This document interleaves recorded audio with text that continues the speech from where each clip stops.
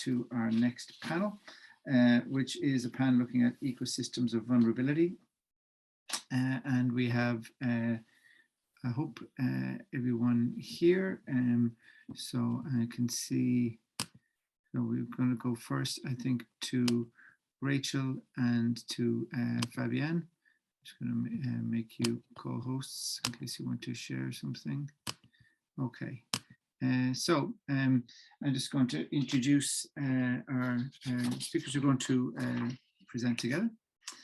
So Fabián, Calvo, Romero, within the Rainforest Alliance, Fabián leads the work on biodiversity conservation with a focus on avoiding deforestation, the sustainable use of natural resources and biological diversity and its interlinkages with climate change.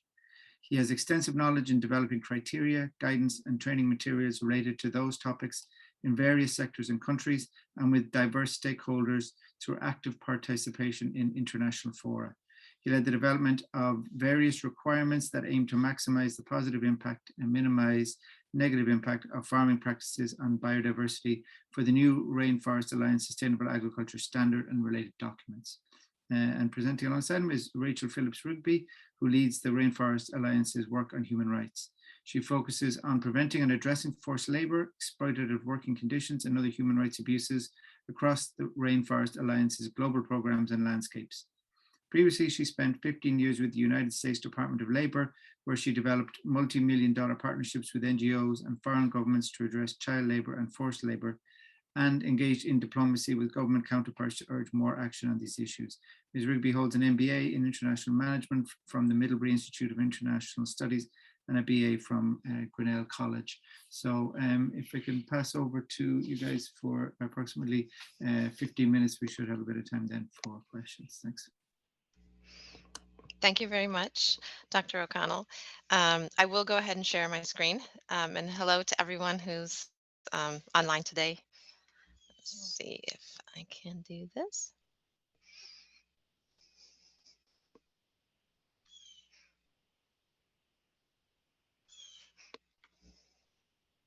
I haven't done this in Zoom for a little while, so bear with me. Getting more used to Teams these days. Okay, can you see my screen, everyone? Yeah. Okay, thank you. All right, so just as Dr. O'Connell said, Fabián and I are here today to share with you about our nature-based interventions in tea, coffee, and cocoa growing landscapes. Happy to be with you today. Some brief introductions. My name is Rachel Phillips Rigby, and actually I've already been introduced. Fabián, would you like to just say hello to the group? Hi everyone, it's a pleasure to be here. So our agenda for today, we'll start with a brief snapshot of Rainforest Alliance, who we are, what we are, touch on our work on forced labor a little bit, but our focus today is really our nature-based agriculture interventions. So the Rainforest Alliance is an international nonprofit organization working in 70 countries at the intersection of business, agriculture, and forests. We have worked on the front lines of the global sustainability movement for more than 30 years. So our key impact areas and interventions. Since conventional agriculture causes 75% of global deforestation, which in turn fuels our climate crisis and threatens the livelihoods of farmers around the world, working with farmers and forest communities is essential to our collective future. Our key impact areas are forests and biodiversity, climate, livelihoods, and human rights. And our key intervention areas are the two things you can see here in pink. Our certification program, which is maybe our best known program, covers 2.3 million farmers globally, and about 5,000 company partners purchase Rainforest Alliance certified products. So we work with some of the world's biggest multinational food and beverage companies, and as well as those 2.3 million farmers at field level.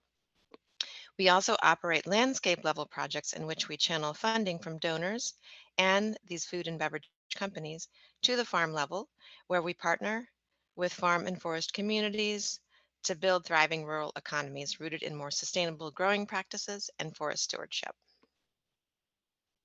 Our landscape level projects focus on all of these key impact areas that you see, so the forest and biodiversity, climate, etc. This is a snapshot of where we operate in the world. So you can see it's more or less the tropical belt of the world. That's why we're called the Rainforest Alliance, although we don't work just in rainforests, but all over in this, this tropical belt. And this slide shows the sectors where we work. Our sectors of strategic focus, though, are the first four that you see across the top. Cocoa, coffee, tea, and bananas. We also have quite a heavy focus on forest products and palm oil, but in those two products, we don't do certification. We intervene in other ways. And for the rest of them on the slides, nuts, flowers, and so on, we do certify, but smaller volumes than the cocoa, coffee, tea, and bananas. So just to touch on our work on forced labor before we really shift to Fabián outlining our nature-based agriculture interventions. So of course, within our human rights impact area is forced labor, and I'm using that term somewhat synonymously with modern slavery, contemporary slavery. So I hope that's okay. I think everyone in this call is familiar with the terminology and will forgive me for that. We tend to use the International Labor Organization terminology in our organization. That's why I'm using forced labor. So we work on forced labor both through our certification program and through our landscape level projects. Our certification standard, which you can see along the left side, includes, of course, environmental, economic, and social criteria. And I've cut and pasted here just some of the most relevant social or human rights criteria. So you can see, for example, 1.5, we require all certified farms to have grievance mechanisms so that workers can bring concerns. 1.6, gender equality. And then under 5.1, you see that we have coverage there of forced labor. The graphic in the center is of a human rights due diligence system. So some of you might recognize this from the OECD framework and the UN guiding principles. We call this an assess and address system, which we require all certified farms to maintain. So they have to assess their own risks of forced labor, mitigate them, monitor and remediate cases. And then in addition, independent third-party auditors visit the farm and check whether this system is working. On the right side, you can see some examples of our landscape level projects working on forced labor. So we have one, for example, in Ghana in the cocoa sector. We have a new project just launching in Costa Rica and Mexico working in fruits to promote responsible recruitment of migrant workers working on those farms. And most notably for this audience, we have a new concept that we're pitching to work in Honduras and Guatemala in the coffee sector on the issues of climate change and migration. So obviously that is a climate hotspot. And more and more, both farmers and workers are leaving the region because of climate change and other factors. They can no longer make a living. So we have, if anyone's interested in talking about it later, we have a new concept that really integrates the issues of climate, vulnerability, migration, and forced labor. But with that, I will shift the focus to Fabián, who will take you through the remainder of our presentation. Over to you, Fabián. And let me know when to change the slides. Yeah, perfect. Thank you so much, Rachel, for setting the scene. Thank you so much for this invitation. I'm extremely grateful to be part of it. As a personal note, I think we can have the most impact at the intersect of topics, so climate change, in modern slavery, instead of in silos. So I think this type of discussions are key to move forward in achieving that impact. I'm also very grateful of the presentation and keynote speak of Vilma, very inspiring, and I think interlinks quite good with the next slides that I will present. So climate is changing overall, globally, and it's impacting communities and commodities, particularly the agricultural sector and agricultural commodities and communities. The changes in weather patterns are expressed in different ways. And this is something that Vilma clearly expressed. For instance, extreme weather events, increased temperature, reduced rainfall, heavy droughts, heavy rains, overall variation of rainfall patterns, even frost in some context.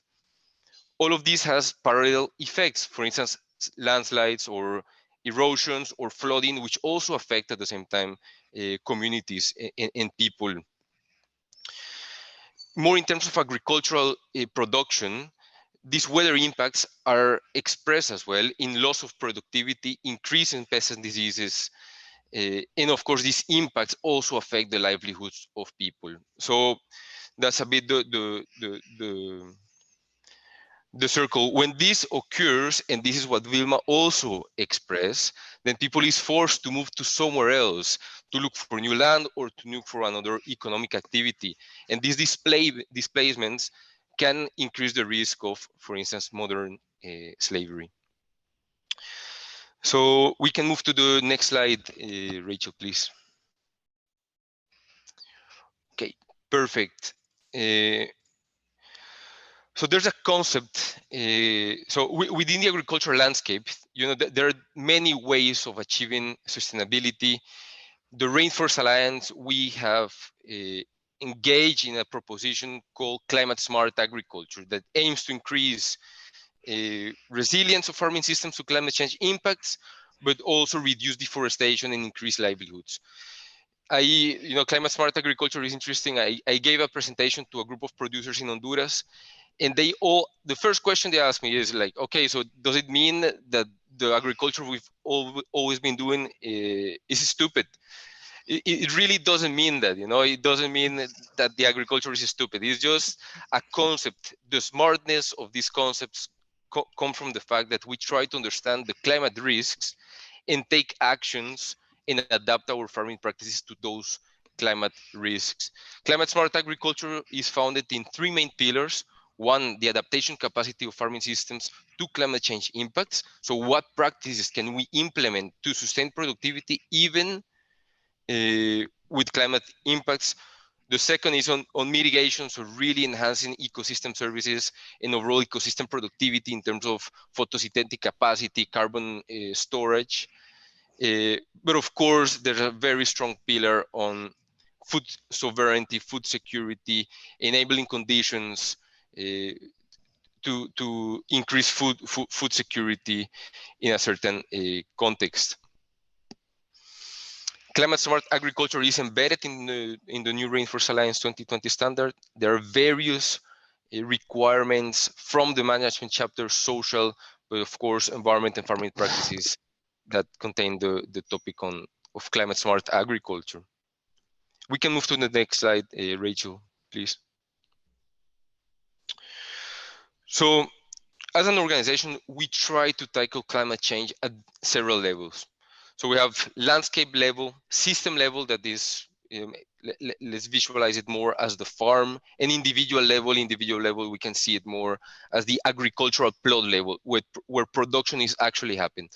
So at the landscape level, we really try to focus on adaptation mitigation measures, forest conservation, forest connectivity, ecosystem productivity, trying to find opportunities within a landscape for livelihood for its inhabitants, and overall manage in a sustainable way the landscape. Of course, the landscape can be defined in various ways, can be a watershed, can be a jurisdictional landscape, and there are other ways to define a landscape.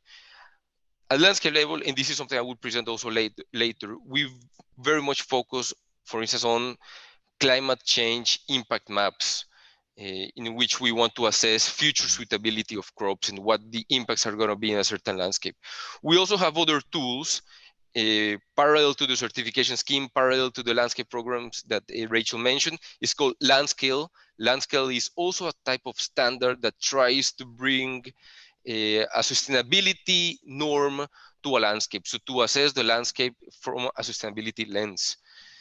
So those are tools, and the implications or the expected outcomes are like increased livelihoods, understand the economy, the economics of the place, the natural resource management, the enabling conditions of governance to implement certain practices. Now, if we focus more at farm level, at system level, the Rainforest Alliance 2020 standard really much focus on this aspect, is very much aligned with farm risk assessments, climate risk assessment, the assess and address, management risk assessment, biodiversity risk assessment. And the aim is to have implications or impacts on For instance, soil health, water nutrient cycling, ecosystem services, plant productivity, which at the same time translates in better income, higher income, and therefore impacting livelihoods. And at plot level, individual level, we try to strengthen the system and build resilience to climate change impacts of the agricultural plot level by implementing adapted practices, climate smart agricultural practices, regenerative agricultural practices that are locally adapted. So climate smart agriculture and its various tools is not a set of practices, but it's really depending on the context and how we can adapt those practices to that context. And this is something that Vilma also mentioned during her presentation, the importance of local knowledge to adapt practices, indigenous knowledge to increase resilience of farming practices. Parallel to these actions, we believe that there are vehicles to scale up the solutions. For instance, the term share responsibility is extremely important, in which we aim we push for supply chain actors to also engage in helping farmers to build resilience to climate change impacts. And it's not only like a support engagement, no, it's also financial implications, it's investments, it's taking the risk with the farmer, improve access to financial markets, to information, to other markets that are willing to pay the extra mile to support farmers. Okay, we can go to the next slide, Rachel, please. Now I would like to talk about optimum growth conditions, and this is just to give you some ideas. So crops are not grown anywhere, everywhere under the same conditions. They have very specific optimum conditions to produce the amount of crop that we aim to harvest from this. For instance, coffee and cacao, they have optimum ranges of temperature, rainfall, shade conditions, and soil physical and chemical characteristics. If these ranges, mainly related to temperature and rainfall, change considerably, then we have an impact on the suitability of this crop in the medium and long term. And now I want to, based on this context, we can move to the next slide. Rachel, please.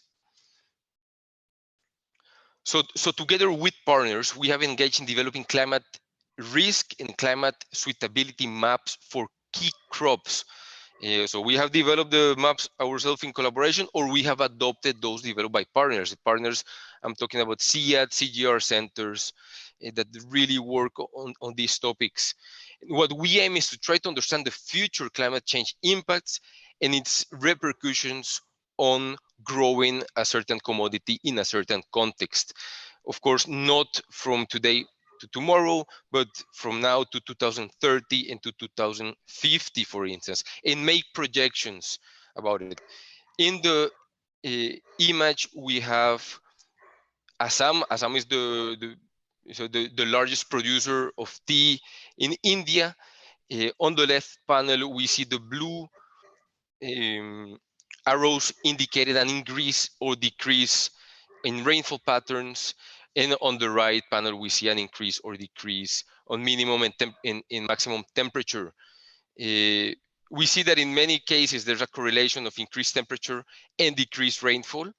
In the case of Assam, it is expected that the rainfall will increase in about 38%. It's already a region highly impacted by flood, but the rainfall will increase even more. What would this mean for livelihoods in that area? What natural infrastructure could we implement in this area to reduce those impacts? These are some of the questions that we aim to find out in collaboration with other stakeholders. We can click, Rachel, please. This one is very interesting. Is a climate suitability, future suitability for coffee in Central America. The red lines, it means that there's a transformative approach that should be taken. The green lines is opportunity, meaning that from now to 2050, those areas are okay for cultivation, whereas the red lines and all in between is a process of non-suitability. You might say, looks fantastic. Look at Costa Rica, for instance, it's so green. amazing. So coffee, it will be always possible to produce there. The thing is that in those particular areas that are extremely green, those are current national parks, those are current forests, it's completely covered and natural ecosystems are protected. If is of coffee to be grown there, it would mean a conversion of natural ecosystems, which at the same time will have a negative impact on climate change. We will be actually exacerbating the problem. So there will be a migration of crops and also a migration of people to new areas in which coffee, in this case, would need to be produced. If we move to the next image, Rachel, please. In this particular case is cocoa production in Ghana. No, sorry, is yeah. And what we see is that the northern part of the region, it is sorry, is in red. It means that now cocoa is being grown there, but in 2050 it will not longer be possible. So there will be a transformation. It's not even that we can implement practices to increase resilience.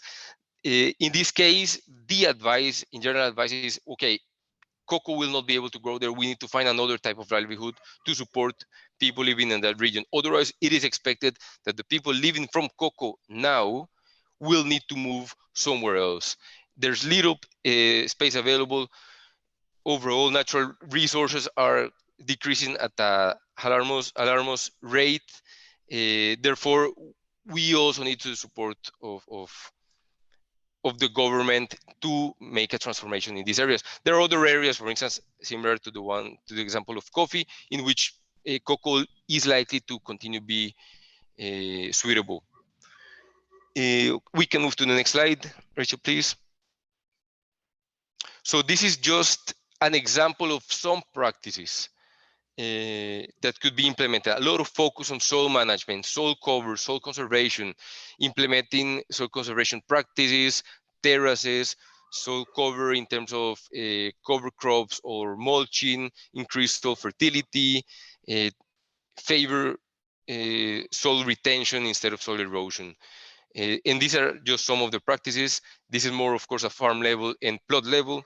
We can move to the next slide, Rachel, please. This is, for instance, more at a landscape level. The importance of natural vegetation cover is huge in terms of carbon sequestration, but also in flooding prevention. So, for instance, if we see it in a landscape level approach, then we will need to engage with the various actors of a certain landscape and implement measures at the different levels of this landscape. For instance, in the upper landscape, in the mountains, reforestation approaches and natural regeneration process is likely to be the main recommendation in most of the context. Whereas in the basin of the landscape, there might be other actions. And this is just an illustration. We can move to the next one, Rachel, please. Guys, if you could finish up, that would be great. Thanks, Fabián. Yeah, super. So share responsibility across actors, from private sector engagement to public sector. When there's a transformative approach, we will need to engage more with the private sector because it's really a sector change, whereas more private sector approach is like to increase resilience of farmers, investing in practices and so on. Okay, we can move to the next one, Rachel. And okay, this is very brief. Supporting what I said before on landscape management. The landscape management boards are instruments of governance and increase resilience and manage natural resources in a certain landscape. And of course, training and increasing knowledge and sharing knowledge and on bottom-up approaches are fundamental to this process. And we can move to the next one, Rachel, just to finalize. So with improved livelihoods and increased resilience against climate change impacts, the vulnerability of people to modern slavery due to migration is at least reduced. The risks are reduced if we focus on increasing resilience. And overall, we must change the way in which agriculture works. And And while that certainly it means changing farming practices to a more environmental and sustainable way, it also entails a change in how farmers are remunerated due to their hard work and how companies source their ingredients, and of course, how we consume and our consuming patterns. So it needs to be a holistic approach. Farmers are not to let alone. There needs to be a shared responsibility and a risk uptake by all the stakeholders in that process. Many thanks. Thank you, Fabián. Thank you, Rachel. We're a bit behind on time, so there was just one question I'm going to put to you, and then there's another question you might want to reply to in the chat. So it said, do you consider agroecology a form of climate-smart agriculture, or are the two different things? Just a very brief answer, if you wouldn't mind. No, definitely. I think agroecology embeds climate smart agriculture, because agroecology has also the very strong social component, cultural component. But of course, you know, under the umbrella of agriculture, we can see climate smart agriculture, we see regenerative agriculture, we see organic agriculture, we see many different types in ways, but I think agroecology is at the top for sure. Okay, thanks very much again, guys. We'll now move on to our final presenter in this panel. So it's Shannon Hobbs, who last month finished her master's in climate change and environmental policy at the University of Leeds. And Shannon now aspires to progress a career in research focused on understanding modern slavery and environmental issues. So today she'll be telling us about a recent piece of research that is enthused her intent to follow in this career path. So welcome, Shannon. And if you're able to, if you wish to, and want to share your screen, hopefully you should be able to now. If you... Hello, yes, I'm going to put up my PowerPoint presentation. So can you guys see that? Yes, yeah.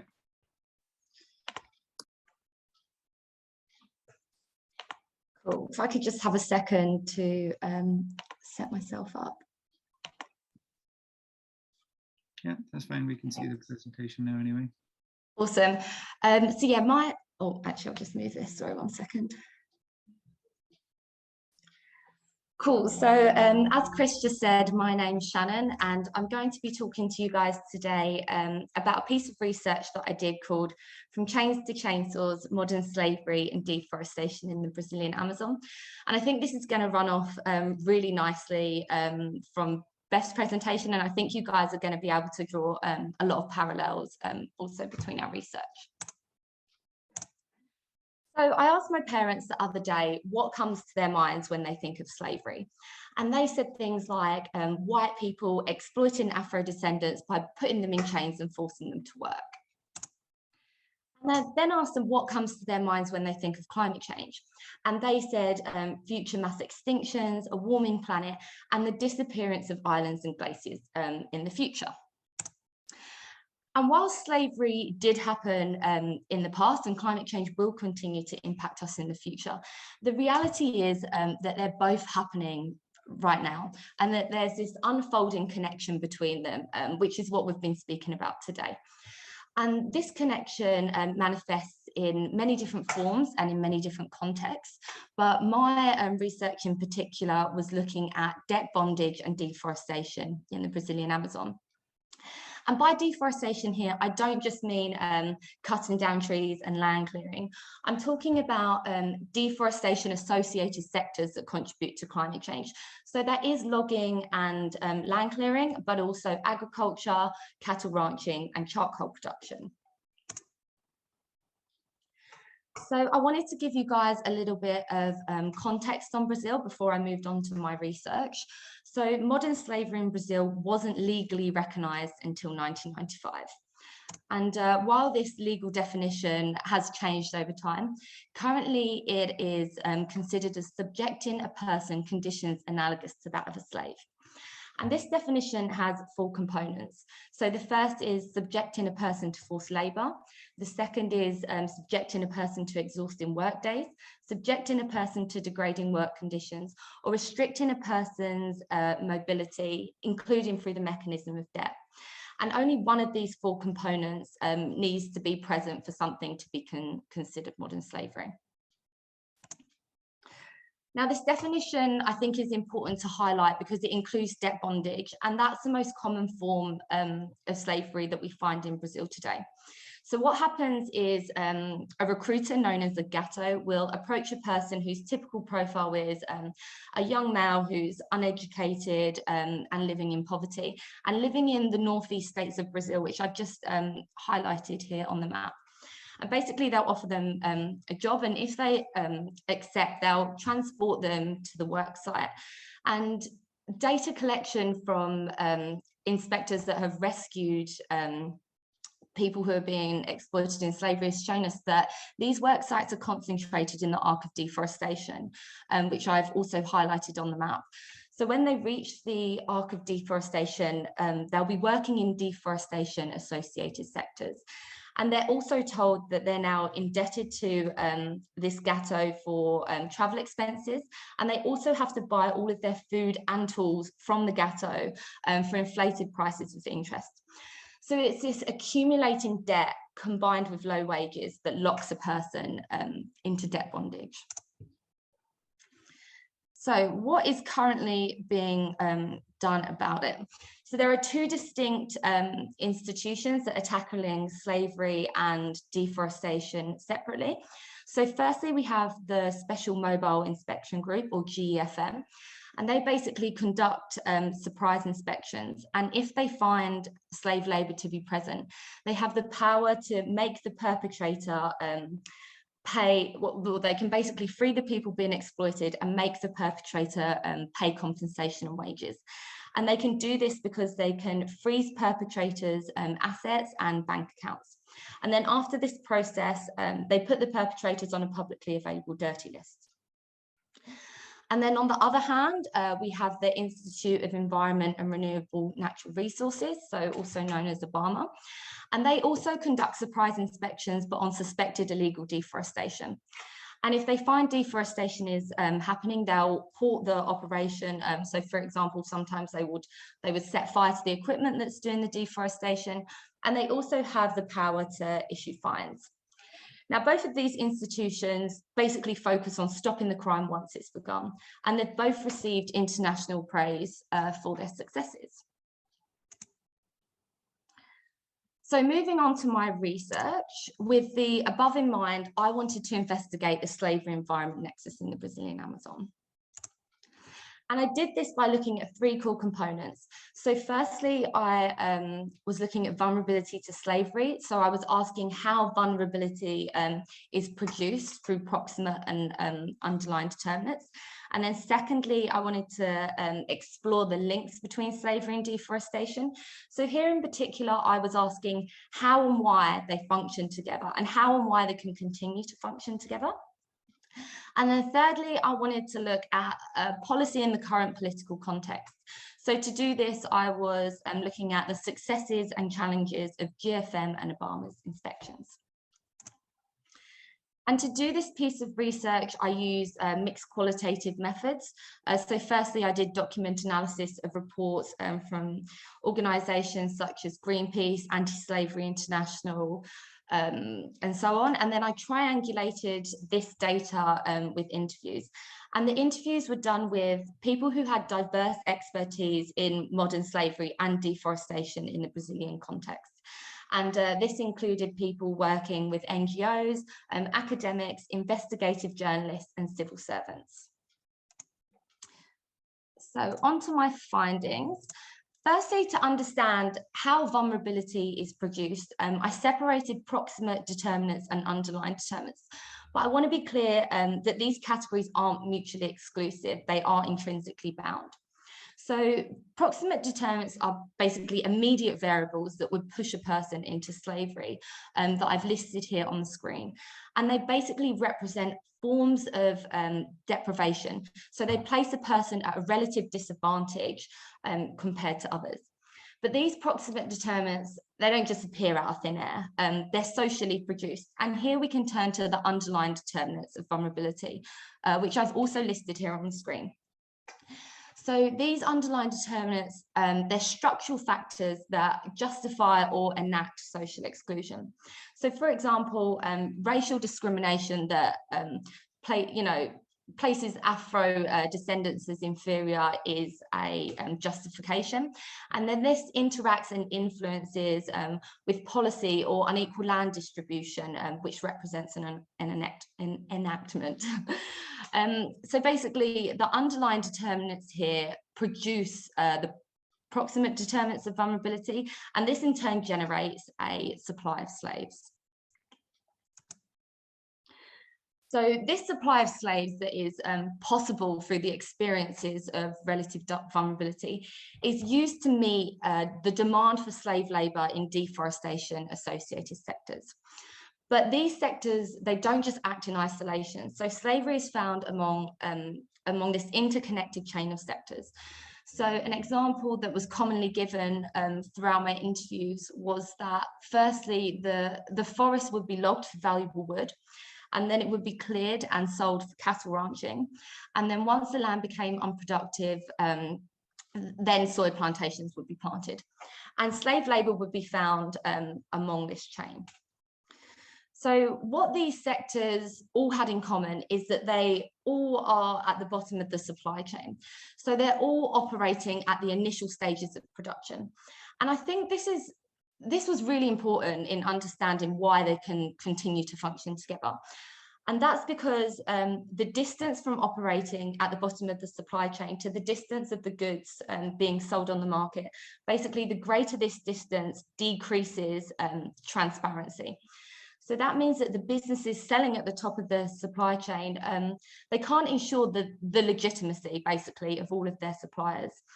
And this essentially reduces the risk of detection and then subsequent punishment for these illegal activities.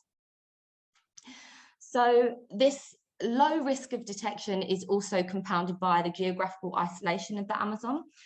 So when people are taken there and exploited, it's really hard for them to leave and, inform authorities of their exploitation and lead them to the work site.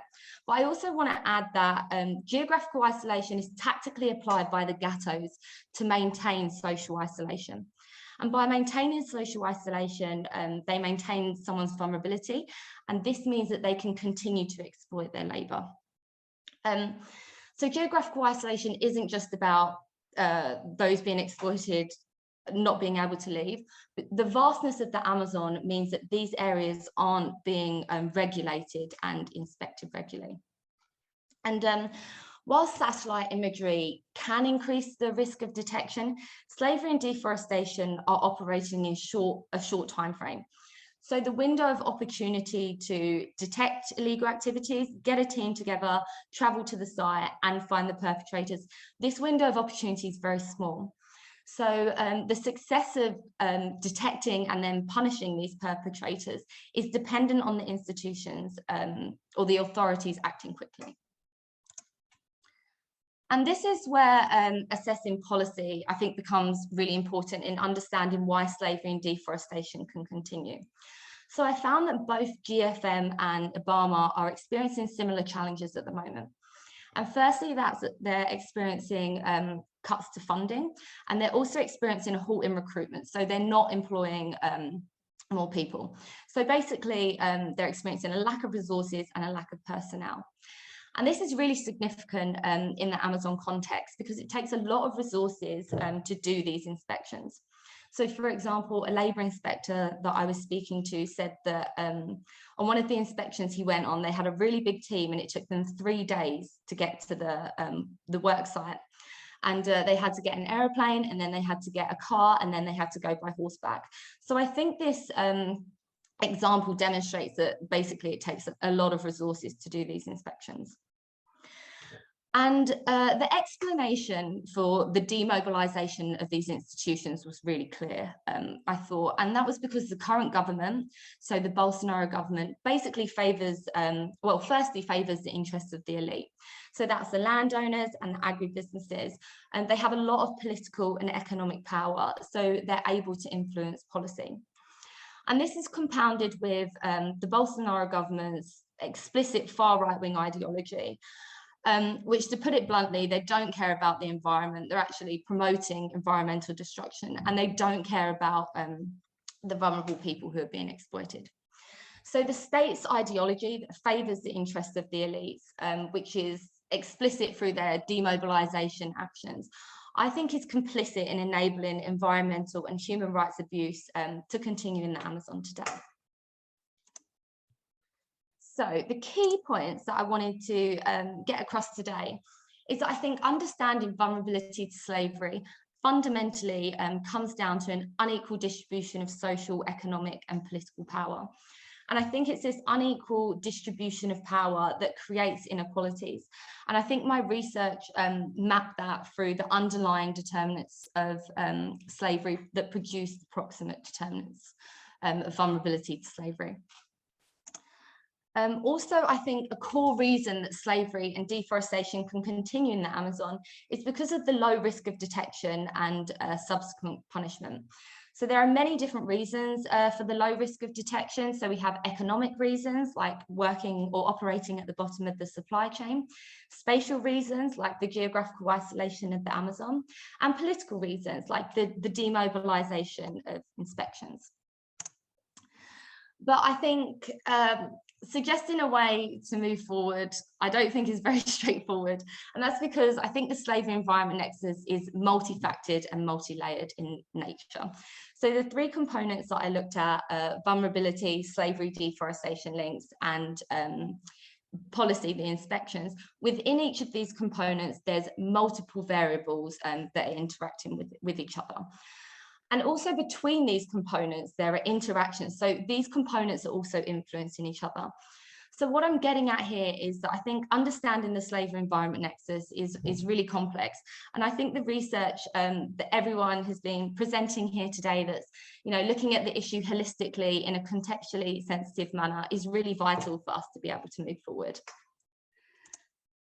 So thank you for listening, and I have just put my contact details on here in case anyone wanted to, I don't know, contact me about anything. So yeah, thanks for listening. Great, thanks very much, Shannon. That was a great presentation. There's a few comments here from Paul to share with you. So he says, excellent methodology, Shannon, thank you. And is asking for a copy of your presentation. And he also put a quote from you that they don't care about environment nor about the communities that they're making vulnerable. So he says it's so damn true. Okay, I know we're sort of a little bit over time, but if we have maybe time for one question for Shannon before we go for a short break, that would be great if anyone wants to pop something in the chat box, or indeed put up your hand and I can unmute you, and maybe you could stop sharing, Shannon, if you wouldn't mind, just so I can see the. Yeah, I don't know, how do I do? Oh, figured it out, sorry. Yeah, Paul, can you speak? Are you able to unmute? Yeah, thank you very much, Shannon. I am really, I mean, it's so sad, but I'm excited to hear the connections you have made between the power, the politics, the vulnerability of the communities, and the slavery of the situation of the communities that has existed for a while. I think it is the connections you have made are very important. How do you look at the intergenerational slavery, their vulnerability, and they're connected to the emerging forms of modern slavery? I think it started with some forms of slavery, and it is continuing into different forms of slavery, which is slightly different from the traditional forms of slavery. Did you have a chance to look at them? Of course, Amazon deforestation and its impact on the environment is one, but connected to that in the entire supply chain, do you see other forms of forced labor, debt bondage that this has given rise to, and how do you address that? Thank you. So I think, yeah, looking at it over time, I found that, so I guess things don't just occur instantaneously. They're a product of the past.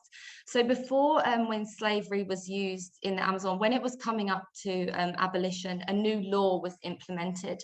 And that was basically that you couldn't just acquire land from just occupying. You now had to buy land.